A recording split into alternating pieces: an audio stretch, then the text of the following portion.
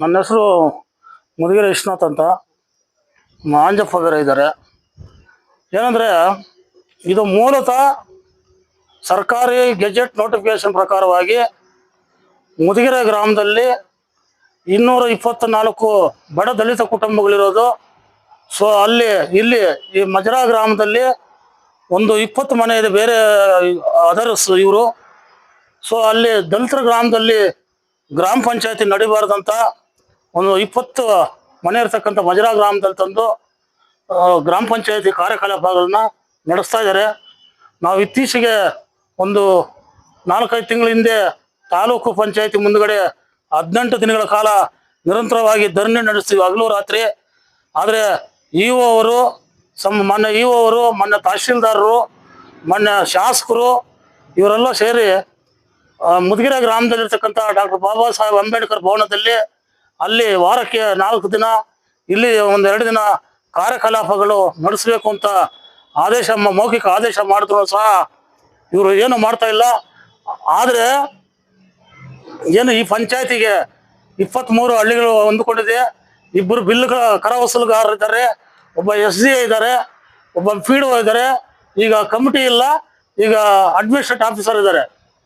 So ಏನಂದ್ರೆ 2 ವರ್ಷ ಆಗಿದೆ ಕೊಟ್ಟು, ಈ ಸೊತ್ತು ಫೈಲ್ಗಳು ಕೊಟ್ಟು ಸಾರ್ವಜನಿಕರು ಪ್ರತಿ 23 ಹಳ್ಳಿಗಳಿಂದ ಈ ಸೊತ್ತು ಫೈಲ್ಗಳು ಕೊಟ್ಟು ಈ ಸೊತ್ತು ಖಾತೆ ಮಾಡಬೇಕಂತ 2 ವರ್ಷ ಆಗಿದೆ.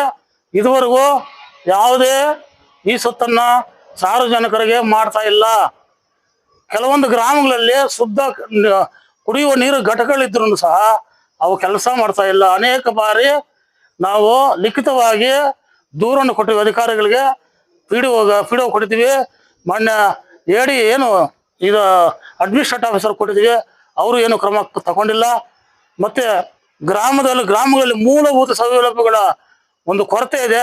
ಅದ್ರ ಬಗ್ಗೆನೂ ಸಹ ನಾನು ಅನೇಕ ಬಾರಿ ಅಧಿಕಾರಿಗಳನ್ನ ಭೇಟಿ ಮಾಡಿ ನಾನು ಇವೆಲ್ಲ ಮೂಲ ಸೌಲಭ್ಯಗಳು, ಚರಂಡಿ ಆಗಲಿ, ಕುಡಿಯುವ ನೀರಾಗಲಿ, ಮತ್ತು ಕಸದ ವಾಹನ ಆಗಲಿ, ಇವೆಲ್ಲ ಸಮರ್ಪಕವಾಗಿ ನಡೀಬೇಕು ಅಂತ ಹೇಳಿದ್ದೀನಿ. ಇದುವರೆಗೂ 2 ವರ್ಷಗಳಿಂದ ಏನು ಕಸ ಇವರೇ ಗ್ರಾಮ ಪಂಚಾಯತಿಯವರು 1-2 ಬುಟ್ಟಿಗಳನ್ನ ಕೊಟ್ಟಿದ್ದಾರೆ. ಒಂದು ಒಣ ಕಸ ಬೇರ್ಪಡೆ, ಒಂದು ಹಸಿ ಕಸ ಬೇರ್ಪಡೆ ಅಂತ ಒಂದು ವಾಹನ ಇದೆ. ಈ ವಾಹನನೂ ಇಲ್ಲ, 2 ವರ್ಷದಿಂದ ವಾಹನ ಅದು ಎಲ್ಲಿದೆ ನಾಪತ್ತೆ ಇಲ್ಲ.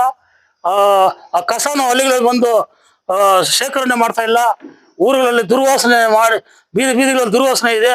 ಮತ್ತು ಈ ಪಂಚಾಯತಿ 23 ಹಳ್ಳಿಗಳಲ್ಲೂ ಸಹ ನಾನು ಹೇಳಿದ್ದೀನಿ, ಪಂಚಾಯತಿಗೆ ಕ್ರೋಢೀಕರಿಸಲು ಏನು ಎಷ್ಟು ಅಂಗಡಿಗಳಿದೆ, ಅಂಗಡಿಗಳಿಗೆಲ್ಲ ಲೈಸೆನ್ಸ್ ಕೊಡಿ, ಅವರಿಂದ ವಸೂಲಿ ಮಾಡಿ ಅಲ್ಲಿ ಸ್ವಚ್ಛತೆ ಕಾಪಾಡಿ ಅಂಗಡಿಗಳ ಹತ್ರ. ಅಂದರೆ ಎಲ್ಲ ಅಲ್ಲಿ ಅಂಗಡಿಗಳು ನೋಡಿ ನಾನು ವಿಸಿಟ್ ಮಾಡಿದ್ದೀನಿ. ಎಲ್ಲ ಅಂಗಡಿಗಳ ಹತ್ರ ಬರೀ ಕಸ, ಬರೀ ಕವರ್ಗಳು, ಬಾಟಲ್ಗಳು, ಇನ್ನೊಂದು ಮತ್ತೊಂದು ಎಲ್ಲ ಹಂಗೆ ಇದೆ. ಇವ್ರ ಗಮನಕ್ಕೆ ತಂದೇನೆ, ಇದುವರೆಗೂ ಏನು ಮಾಡಿಲ್ಲ. ಮತ್ತು ಸ್ವಚ್ಛತಾ ವಾಹನ ಪತ್ತೆನೇ ಇಲ್ಲ, ಅದು ಎಲ್ಲಿದೆ, ಅದು ಎಲ್ಲಿ ಬಿಸಾಕಿದ್ರೆ ಪತ್ತೆ ಇಲ್ಲ. ಈಗ ಚರಂಡಿಗಳು ತುಂಬ ಹೋಗಿ ಏನು ಸೊಳ್ಳೆಗಳು ಈ ಬಿಸಿಲಿಗೆ ಸಾಂಕ್ರಾಮಿಕ ರೋಗ ಹರಡ್ತಾ ಇದೆ. ಆಲ್ರೆಡಿ ಸಾಂಕ್ರಾಮಿಕ ರೋಗ ಹರಡಿ ಹಾಸ್ಪಿಟ್ಲ್ಗೂ ಹೋಗಿ ಇಂಜೆಕ್ಷನ್ ಹಾಕೊಂಡ್ಬರ್ತಾ ಇದ್ದಾರೆ. ಓವರ್ ಟ್ಯಾಂಕ್ಗಳು ಏನಿದೆ ಹಳ್ಳಿಗಳಲ್ಲಿ 23 ಪಂಚಾಯತಿ ವ್ಯಾಪ್ತಿಯಲ್ಲಿ, ಆ ಹಳ್ಳಿಗಳಲ್ಲಿ ಇರ್ತಕ್ಕಂಥ ಬ್ಲೀಚಿಂಗ್ ಪೌಡರ್ ಹಾಕಿ ಆ ಟ್ಯಾಂಕ್ಗಳನ್ನ ತೊಳೆದಿಲ್ಲ. ನಾನು ಲಿಖಿತವಾಗಿ ಲೆಟರ್ ಕೊಟ್ಟಿದ್ದೀನಿ. ಮತ್ತು ಚರಂಡಿಗಳಿಗೆ ಬ್ಲೀಚಿಂಗ್ ಪೌಡರ್ ಕ್ಲೀನ್ ಮಾಡಿ ಬ್ಲೀಚಿಂಗ್ ಪೌಡರ್ನ ಹಾಕಿಲ್ಲ. ಮತ್ತು ಜಲಜೀವನ್ ಮಿಷನ್ ಯೋಜನೆ ಎಲ್ಲ ಹಳ್ಳಿಗಳಲ್ಲಿ ಬೋರ್ಗಳು ಹಾಕಿದ್ದಾರೆ, ಪೈಪ್ಗಳು ಹಾಕಿದ್ದಾರೆ. ಆ ಚರಂಡಿಗಳಲ್ಲಿ, ರೋಡ್ಗಳಲ್ಲಿ, ರಸ್ತೆಗಳೆಲ್ಲ ಕೊರೆದು ಹಂಗೆ ಇದೆ, ಪೆಂಡಿಂಗ್ ಇದೆ. ಅದ್ರ ಬಗ್ಗೆ ದೂರು ಕೊಟ್ಟರು ಏನು ಕ್ರಮ ತಗೊತಾ ಇಲ್ಲ. ಈ ಕಚೇರಿಗೆ 4 ತಿಂಗಳೇನೋ ಆಗಿದೆ PDO ಚಾರ್ಜ್ ಬಂದು ಲೀನು. ಇದುವರೆಗೂ 10 ಗಂಟೆ ಮೇಲೆ ಅದು PDO ಅಧಿಕಾರಿ ಯಾವ ಸಾರ್ವಜನಿಕರು ಸಿಗ್ತಾ ಇಲ್ಲ.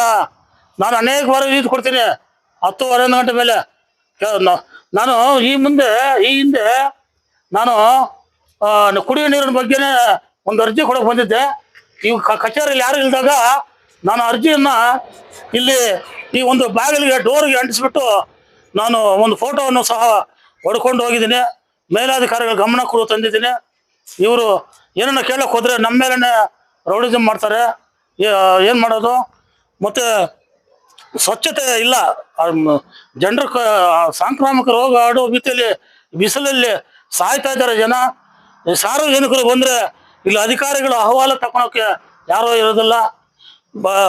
ಬಿಲ್ ಕಲೆಕ್ಟರ್ಗಳು ಹೇಳ್ತಾ ಇದ್ದೀನಿ, ನೀವು ದಯವಿಟ್ಟು ಜನರ ಮೂಲ ಸೌಲಭ್ಯ ಮಾಡಿಲ್ಲ ಅಂದ್ರೆ ಕಂದಾಯ ಯಾಕೆ ವಸೂಲು ಮಾಡ್ತೀರಿ? ಹಳ್ಳಿಗಳಲ್ಲಿ ಹೋಗಿ ರೈತರನ್ನ 6 ಗಂಟೆಗೆ ಹೋಗಿ ಯಾಕೆ ತೊಂದರೆ ಮಾಡ್ತೀರಿ? ನಿಮ್ಮ ವರ್ಕಿಂಗ್ ಟೈಮಲ್ಲಿ ನೀವು ಹೆಂಗ್ ಕಂದಾಯ ಕಟ್ಸ್ಕೊಂತೀರೋ ಹಂಗೆ ಸಾರ್ವಜನಿಕರಿಗೆ ಮೂಲ ಸೌಲಭ್ಯಗಳನ್ನ ಒದಗಿಸಿ. ನೀವು ಮೂಲ ಸೌಲಭ್ಯಗಳು ಒದಗಿಸಿಲ್ಲ ಅಂದ್ರೆ ಕಂದಾಯ ಕಟ್ಸ್ಕೋಬೇಡಿ. ನಾನು ಪದೇ ಹೇಳ್ತಾ ಇದ್ದೀನಿ, ಲಿಖಿತವಾಗಿ ಕೊಟ್ಟಿದ್ದೀನಿ. ಮತ್ತೆ ಇಲ್ಲೊಂದು ಹೋಟ್ಲಿಗೆ ಶ್ರೀನಿವಾಸ್ ಈ ಪಂಚಾಯತ್ ವ್ಯಾಪ್ತಿಯಲ್ಲಿ ನಾನು ಅನೇಕ ಬಾರಿ ಲಿಖಿತವಾಗಿ ಹಕ್ಕು ಮಾಹಿತಿ ಹಾಕಿದ್ದೀನಿ. 16 ಹಕ್ಕು ಮಾಹಿತಿ ಹಾಕಿದ್ದೀನಿ. 5 ತಿಂಗಳಾಗಿದೆ, ಇದುವರೆಗೂ ನನಗೆ ಹಕ್ಕು ಮಾಹಿತಿ ಕೊಟ್ಟಿಲ್ಲ.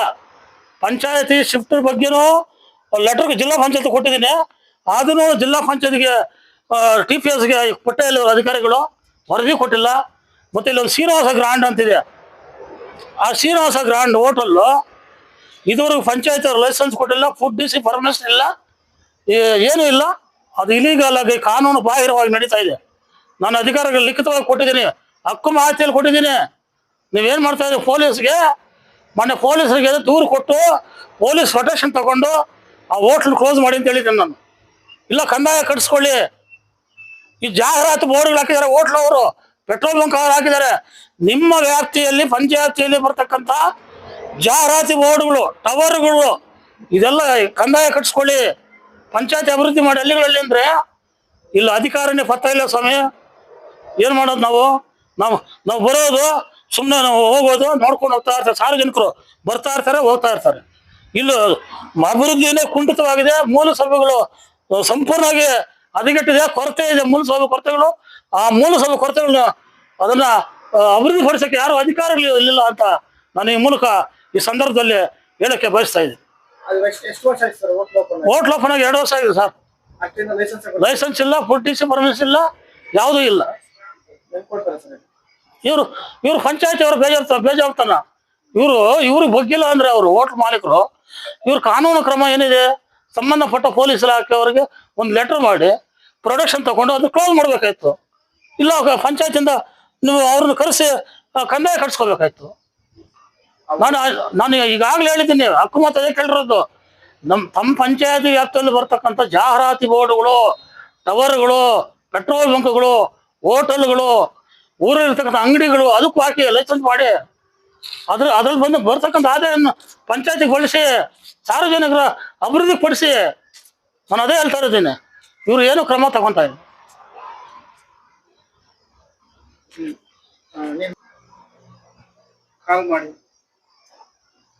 ನಾನು ಅವ್ರಿಗೆ ಹೇಳ್ತಾ ಇದ್ದೀನಿ, ಅಧಿಕಾರಿ ಕರೆಸಿ.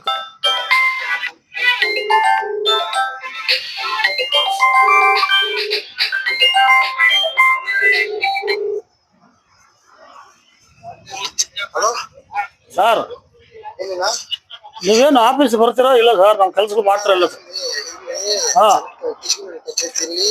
ರಾಜಕಾರಣ ಗಲಾಟೆ ಇದಕ್ಕೆ ವಿಲೇಜ್ ಎಲ್ಲ ಬಂದಿದ್ದಾರೆ. ಏನೋ ಪ್ರತಿದಿನ ಪಿಚ್ಕೊಂಡಿಲ್ಲ. ಅಲ್ಲ ನೀವು ತಮ್ಮ ಲೀನು ಯಾವ್ದು? ಯಾವ ಪಂಚಾಯತಿ? ಎಮರ್ಜೆನ್ಸಿ ಇದ್ದಾಗ ಅಲ್ಲ ನೀವು 10:30 ಮೇಲೆ ಯಾವಾಗ ಬಂದಿಲ್ಲ ಕಚೇರಿಗೆ? ತಾವು 10:30 ಮೇಲೆ ಲೀನ್ ಆಫೀಸರು ತಾವು ಯಾವಾಗ ಬಂದಿದ್ರು ಸ್ವಾಮಿ? 10:30 ಮೇಲೆ ನಾವು ಒಂದಿನೂ ಕಾಣಿಲ್ಲ, ನಮ್ಮ ತಮ್ಮನ ಒಂದಿನೂ ಕಾಣಿಲ್ಲ. ಇನ್ನೊಂದಿನ ಬರ್ತಾ ಇದೀವಿ, ಮಾಡ್ತಾ ಇದೀವಿ. ಇಲ್ಲ ಸರ್, ಇಲ್ಲ ಅದು ಎಮರ್ಜೆನ್ಸಿ ಇಲ್ಲಿ 3 ಗಂಟೆ ಈ ಸರ್ ಬರ್ತಾರೆ ನೋಡಿ ಸಾಹೇಬ್ರೆ. ಆಯ್ತು ಬರ್ತೀನಿ, ಸಿಗ್ತೀನಿ. ಅಲ್ಲಲ್ಲ ಬರೋರು ಸಿಕ್ಕೋದಿಲ್ಲ. ಈ ಸ್ವತ್ತುಗಳ ಸಮಸ್ಯೆನೂ ಪೆಂಡಿಂಗು ಸರ್. ನಿಮಗೆ ಅನೇಕ ಬಾರಿ ತಮಗೆ ಅನೇಕ ಬಾರಿ ಬ್ಲೀಚಿಂಗ್ ಪೌಡರ್ ಹಾಕಿ ಏನು ಸೊಳ್ಳೆಗಳು ಕಾಟ ಜಾಸ್ತಿ ಆಗಿದೆ, ಸಾಂಕ್ರಾಮಿಕ ರೋಗ ಹರಡುತ್ತದೆ ಅಂತ ತಮ್ಮ ಲಿಖಿತವಾಗಿ ಕೊಟ್ಟಿದ್ದೇನೆ. ಅಂಗಡಿಗಳದ್ದು, ಶ್ರೀನಿವಾಸ ಗ್ರಾಂಡ್ ಹೋಟೆಲ್ದು ಎಲ್ಲಾನು ಹಕ್ಕು ಮಾಹಿತಿ ಕೊಟ್ಟಿದ್ದೀನಿ. ತಾವು ಏನು ಕ್ರಮ ತಗೊಂಡಿದ್ದೀವಿ ಸರ್? ಏನು ಕ್ರಮ ತಗೊಂಡಿದ್ದೀವಿ? ಈಗ ನಾನು ಜಿಲ್ಲಾ ಪಂಚಾಯತ್ ಹೇಳಿ ಸರ್. ನಾನೀಗ ಜಿಲ್ಲಾ ಪಂಚಾಯತಿಯಲ್ಲಿ ಪಂಚಾಯತಿ ವಿಚಾರವಾಗಿ ಒಂದು ಲೆಟರ್ ಹೇಳಿ ಸರ್. ನೋಟಿಸ್ ರೆಡಿ ಮಾಡಿ ಇಟ್ಟಿದ್ದೀನಿ. ಎಲ್ಲಾ ನೋಟಿಸ್ ಬರೀ ಶ್ರೀನಿವಾಸ ಗ್ರಾಂಡ್ ಅಲ್ಲ, ಯಾವ್ದೋ ಈಗ ಲೈಸೆನ್ಸ್ ತಗೊಂಡಿರೋ ನಡೆಸ್ತಾ ಇದಾರೋ ಅವಕ್ಕೆಲ್ಲಾನು ನೋಟಿಸ್ ರೆಡಿ ಮಾಡಿ ಬೇಕಾದ್ರೆ ಟೈಪ್ ಮಾಡಿ ರಾಜ ಹತ್ರ ಕೇಳ್ಬೇಕಾರೆ ಒಂದು ಆಯ್ತಾ. ಎರಡನೇದು ನೀವು ಈ ಸತ್ತುಗಳು ಹೇಳಿದ್ರಲ್ಲ, ಈ ಸತ್ತುಗಳು ನಾನು ಆಲ್ರೆಡಿ ಈ ಸತಿ 2 ಬಾರಿ ಮಾತಾಡಿದ್ದೀನಿ. AD ಸರ್ ಹತ್ರನೂ ಮಾತಾಡಿದ್ದೀನಿ. ಅವ್ರು ಇದ್ಕೊಂಡು 20 ಜೂನ್ 1ನೇ ತಾರೀಕು ಮೇಲೆ ಬಿಡ್ತಾರೆ, ಅಲ್ಲಿವರೆಗೂ ಸ್ವಲ್ಪ ವೇಟ್ ಮಾಡಿ ಅಂತ ಹೇಳಿದಾರೆ. ಯಾಕಂದ್ರೆ ನೀವು ಬೇಕಾದ್ರೆ ಮಾತಾಡಿ. ಆಯ್ತು ಆಯ್ತಾ? 3ನೇ ಆಯ್ತಾ? 4ನೇದು ನೀವು ಬ್ಲೀಚಿಂಗ್ ಪೌಡರ್ ಹಾಕ್ಬೇಕು ಅಂತ ಹೇಳಿದ್ರಲ್ಲ, ಹೇಳಿದ್ದೀನಿ. ಇವತ್ತೇ ಆರ್ಡರ್ ಮಾಡಿ ಇವತ್ತೇ ತರಿಸ್ಬಿಟ್ಟು ಈ ನಾಳೆ ಬೆಳಗ್ಗೆನೆ ನಾನು ಹಾಕ್ಸ್ತೀನಿ. ಮತ್ತೆ ಇನ್ನೊಂದು ಆಯ್ತಾ? ಸ್ವಚ್ಛತಾ ವಾಹನ ಎಲ್ಲೋಗಿದೆ? ಅಲ್ಲ, ಸ್ವಚ್ಛತಾ ವಾಹನದು ನೀವು ಬೇಕಾದ್ರೆ ನಾರಾಯಣ ಸ್ವಾಮಿ ಕೇಳಿ. ಅದೇನಾಗಿದೆ, ಇದು ಕೆಳಗಡೆ ಇದಾಗ್ಬಿಟ್ಟಿದೆಯಲ್ಲ, ಏನು ಕೆಳಗಡೆ ಇದು ಬಾಡಿ ಹೋಗಿದೆ. ಇವಾಗ ನಂಗೆ ಇಲ್ಲಿ ಎಲ್ಲಾರು ಹಸುರು ರೆಡಿ ಮಾಡಕ್ ಬಂದವ್ರಂತೆ ಅಲ್ಲಿ ಬಿಡಿ ಕೇಳಿದೀನಿ. ಬೇಕಾದ್ರೆ ನಾರಾಯಣ ಸ್ವಾಮಿ ಕೇಳಿ. ಆಯ್ತಾ? ಅದಾಯ್ತು. ಇನ್ನೊಂದು ಅದಕ್ಕೆ GPS ಅಳವಡಿಕೆ ಮಾಡಿಸ್ತಾ ಇದೀವಿ, ಅವ್ರನ್ನು ಕರೆಸ್ತಾ ಇದೀನಿ. ಆಯ್ತಾ? ಅದು ಗಾಡಿ ರೆಡಿ ಆದ ತಕ್ಷಣ ಪ್ರತಿ ಊರಿಗೂ ಪ್ರತಿದಿನ ಬಂದೇ ಬರ್ತದೆ. ಟೈಮ್ ಟೇಬಲ್ ಪ್ರಕಾರ ಬಂದೇ ಬರ್ತದೆ. ಆಯ್ತಾ? 2 ವರ್ಷ ಆಗಿದೆ ಸಮಯ. ಸಮಯ ಕಸ ವಾಹನ ಬಂದು 2 ವರ್ಷ ಆಗಿದೆ. ಅಲ್ಲ, 2 ವರ್ಷ ಆಗಿದೆ, 5 ವರ್ಷ ಆಗಿದೆ, ಬಿಟ್ಬಿಡಿ. ಇವಾಗ ಇವತ್ತು 1-2 ದಿನ ರೆಡಿ ಆಗ್ಬಿಡ್ತು. ರೆಡಿ ಆದ್ಮೇಲೆ ನಾನು ಟೈಮ್ ಟೇಬಲ್ ಹಾಕ್ತೀನಿ. ಆ ಟೈಮ್ ಟೇಬಲ್ ಪ್ರಕಾರ ಬಂದಿಲ್ಲ, ನಾನು ಕಿನಾತ್ರ ಕೊಡ್ತೀನಿ. ಬರುತ್ತೆ. ಇಲ್ಲಿ ಜವಾನ ಇಲ್ಲ. ಜವಾನ ಒಂದು ಅರ್ಜಿ ಹಾಕ್ತಿವಿ ಜಿಲ್ಲಾ ಪಂಚಾಯತಿಂದ. ಜವಾನ ಅಲ್ಲ ಹಾಕಿದೀವಿ, ಅದನ್ನ ಏನು ಕ್ರಮ ತಗೊಂಡಿಲ್ಲ ಅವ್ರಿ. ತಾವು ವರದಿನೇ ಕಳಿಸಿಲ್ಲ ಜಿಲ್ಲಾ ಪಂಚಾಯತಿ. ಅಲ್ಲ, ಜಿಲ್ಲಾ ಪಂಚಾಯತಿಗೆ 2017ರಿಂದ ಈ ಕಡೆ ಯಾವ್ದು ಹೊಸದಾಗಿ ಅಪಾಯಿಂಟ್ ಮಾಡ್ಕೋಬಾರ್ದು ಅಂತ ಹೇಳಿದಾರೆ. ಆಯ್ತಾ? ಇದೆಯಾ ತಮ್ಮ ಜೀವ ಇದೆಯಾ? ಇದೆ, ನೀವು ಕಳಿಸ್ತೀನಿ ಬೇಕಾದ್ರೆ ಇದೆ. ಆಯ್ತಾ? ಅದನ್ನ ಬೇಕಾದ್ರೆ ಕಳಿಸ್ತೀನಿ. ನಾನು ಮಧ್ಯಾಹ್ನ ಬರ್ತೀನಿ, ನಿಮ್ ಸಿಗ್ತೀನಿ, ಮಾತಾಡೋಣ. ಇಲ್ಲಿ ಎಲ್ಲ ಇಲ್ಲಿದ್ದಾರೆ. ಸರ್, ನಮ್ಮ ಹೆಸರು ಆಂಜಪ್ಪ ಅಂತ. ನಾನು ಮುದ್ಗಿರಿ ಗ್ರಾಮ ವಾಸಿರ್ತೇನೆ. ಇಲ್ಲಿ ಬಂದು 2 ವರ್ಷ ಆಗಿದೆ ಸರ್. ಈ ಸುತ್ತು ಕೊಟ್ಟು ಮೊನ್ನೆ PDO ಅವರಿಗೆ ಯಾವಾಗ ಬಂದ್ರು PDO ಇದ್ರೆ ಸೆಕ್ರೆಟರಿ ಇರಲ್ಲ, ಸೆಕ್ರೆಟರಿ ಇದ್ರೆ PDO ಇರಲ್ಲ. ಇಲ್ಲಿ ಬಂದು ಅನೇಕ ಸಾರಿ ಭೇಟಿ ಮಾಡಿದ್ರು ಯಾರು ಸಿಗಲ್ಲ. ಇಲ್ಲಿ ಇವತ್ತು ಬಂದು ಊರಲ್ಲಿ ಕುಡಿಯೋ ನೀರಿಗೆ ಸಮಸ್ಯೆ. ಇಲ್ಲಾಂದ್ರೆ ಅಲ್ಲಿ ಪೈಪ್ಗಳೆಲ್ಲ ಒಡೆದೋಗಿ ನೀರು ಹೋಗ್ತಾ ಇದೆ ಊರಲ್ಲಿ. ಬಂದು ಕೇಳಿದ್ರೆ ಇವ್ರಿಗೆ ಸೆಕ್ರೆಟರಿ ಕೇಳು ಅಂತಾರೆ. ಸೆಕ್ರೆಟರಿ ಬಂದ್ರೆ ವಾಟರ್ ಮ್ಯಾನ್ ಕೇಳು ಅಂದ್ರೆ ವಾಟರ್ ಮ್ಯಾನ್ ಯಾರು ಇರಲ್ಲ. ಬೆಳಗ್ಗೆ 1 ಅರ್ಧ ಗಂಟೆ ಬಿಡ್ತಾರೆ, ಸಾಯಂಕಾಲ 1 ಅರ್ಧ ಗಂಟೆ ಬಿಟ್ಟರೆ 2 ಕಡೆ ನೀರು ಹೋಗ್ತಾ ಇದೆ ಊರಲ್ಲಿ, ಪೈಪ್ಗಳು ಹೊಡೆದೋಗಿ. ಇದುವರೆಗೂ ಆ ಸಮಸ್ಯೆ ಬಗೆಹರಿಸಕ್ಕಾಗಿಲ್ಲ ಯಾರಿಗೆ. ಈ ಸತ್ತುಗಳು ಬಂದು 2 ವರ್ಷ ಆಗಿದೆ ನಾವು ಕೊಟ್ಟು ಅರ್ಜಿಗಳು. ಮಾನ್ಯ ರವಣಪ್ಪ PDO ರಮಣಾಥ್ ಸರ್ಗೆ. ಇದುವರೆಗೆ ಯಾವುದೇ ಅವರಿಂದ ರೆಸ್ಪಾನ್ಸ್ ಇಲ್ಲ ಸರ್. ಅವ್ರು ಬಂದ್ರೆ ಬರ್ತೀನಿ, ಭೇಟಿ ಮಾಡ್ತೀನಿ, ಬರ್ತೀನಿ, ಆಫೀಸಲ್ಲಿ ಸಿಗ್ತೀನಿ ಅಂತಾರೆ. 2 ವರ್ಷದಿಂದ ನಾವು ಒಂದು 100 ಸತಿ ಬಂದಿದ್ದೀವಿ. ಅವರು ನಮ್ಮ ಇದಕ್ಕೆ ಬಂದಿಲ್ಲ ಸರ್. ಮಾಹಿತಿಗೆ ಯಾವುದೊಂದು ಮಾಹಿತಿ ಮಾಡ್ತೀವಿ ಇಲ್ಲಾಂದ್ರೆ ಇಲ್ಲ ಅಂತ ಯಾವ್ದು ಮಾಹಿತಿ ಕೊಟ್ಟಿಲ್ಲ. ನೋಡೋಣ ಇನ್ನು ಇನ್ನ ಮೇಲೆಯಿಂದ ಆರ್ಜೆಸ್ನ ಬರ್ಬೇಕು, ಮೇಲೆಯಿಂದ ಇನ್ನ ನಮ್ಗೆ ಆರ್ಡರ್ ಕೊಟ್ಟಿಲ್ಲ, ಪರ್ಮಿಷನ್ ಕೊಟ್ಟಿಲ್ಲ ಅಂತ ಹಿಂಗೆ ಹೇಳ್ತಾ ಇದಾರೆ ಹೊರತು ಯಾವುದೇ ಅವ್ರ ಕಡೆಯಿಂದ ರೆಸ್ಪಾನ್ಸ್ ಇಲ್ಲ ಸರ್ ನಮ್ಗೆ. ಇವಾಗ ಬಂದು ಭೇಟಿ ಆಗೋಣ ಅಂದ್ರೆ ಇವಾಗ ಆಫೀಸಲ್ಲಿ ಇಲ್ಲ, PDO ಬರ್ತಾ ಇಲ್ಲ ಸರ್. ಯಾರಿಗೂ ಸಿಗ್ತಾ ಇಲ್ಲ. ಈ ಹಳ್ಳಿಗಳಲ್ಲಿ 23 ಹಳ್ಳಿಗಳಿಗೆ ಯಾರು PDO ಯಾರು ಅಂತ ಗೊತ್ತಿಲ್ಲ ಅವ್ರಿಗೆ. ಅವ್ರು ಯಾವಾಗ ಬರ್ತಾರೆ ಹೋಗ್ತಾರೆ, 1 ಅರ್ಧ ಗಂಟೆ ಬಂದು ವಿಸಿಟ್ ಮಾಡ್ತಾರೆ, ಇಲ್ಲಿ ಸೈನ್ ಹಾಕ್ತಾರೆ, ಹೋಗ್ತಾ ಇರ್ತಾರೆ ಅವ್ರ ಪಾಡಿಗೆ. ಅವರು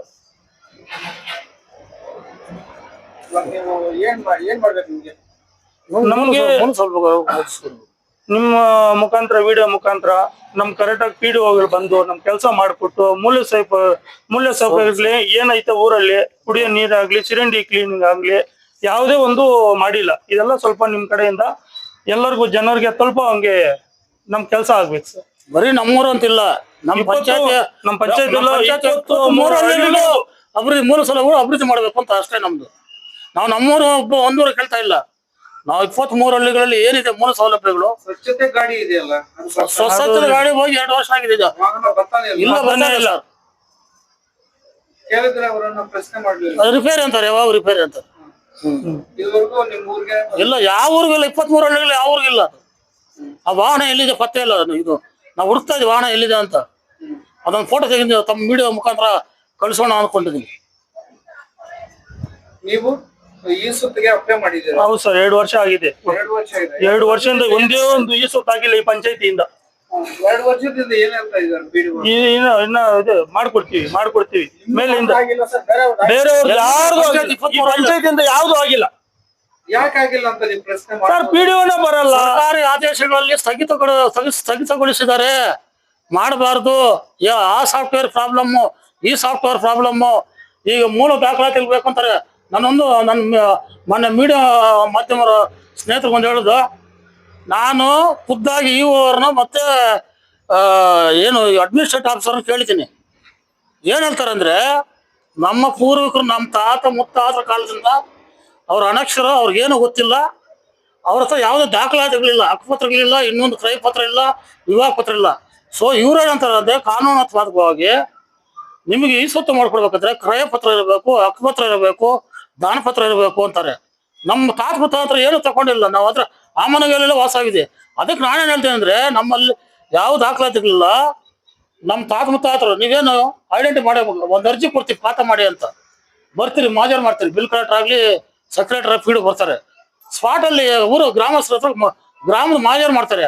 ಅದೇ ವಿಟ್ನೆಸ್, ಅದೇ ಮೂಲ ದಾಖಲಾತಿ, ಅವರೇ ಗ್ರಾಮಸ್ಥರ ಮೂಲ ದಾಖಲಾತಿ ಮಾಡ್ಕೊಡಿ ಅಂದ್ರೆ ಇಲ್ಲ ಆಗೋದಿಲ್ಲ, ಆ ಆದೇಶ ಇದೆ, ಈ ಆದೇಶ ಇದೆ, ಬರೀ ನೆಪ ಹೇಳ್ತಾರೆ ಅಷ್ಟೇ. ಅವರು ಪಿಡಿಒ ಸಾಹೇಬ್ ಇದುವರೆಗೂ ಬಂದೇ ಇಲ್ಲ ಸರ್, ಸಿಗಲ್ಲ, ಕೈಗೆ ಸಿಗಲ್ಲ. ಪಿಡಿಒ ಸರ್ 10 ಮೇಲೆ ಬಂದೇ ಇಲ್ಲ ಅವರು. ಮಾಡಿದ್ರ ಸರ್ ಫೋನ್ ಮಾಡಿದ್ರು ತೆಗಿಯಲ್ಲ, ಫೋನ್ ರೆಸ್ಪಾನ್ಸ್ ಮಾಡಲ್ಲ. ಆಗ್ಲಿ ಸರ್, ವಿಶ್ವನಾಥ್ ಸರ್ ಒಂದ್ ಕಾಲ್ ಮಾಡಿ ನೋಡಿ. ಆಗ್ಲೇ ಮಾಡಿದ್ರು ಸರ್. ಇವಾಗ ಮಾಡಿ ಸರ್, ಮಾಧ್ಯಮ ಮುಖಾಂತರ ನೋಡೋಣ. ಕಾಲ್ ಮಾಡಿ. ನಾನು ಅವ್ರಿಗೆ ಹೇಳ್ತಾ ಇದ್ದೀನಿ, ಅಧಿಕಾರಿ ಕರೆಸಿ.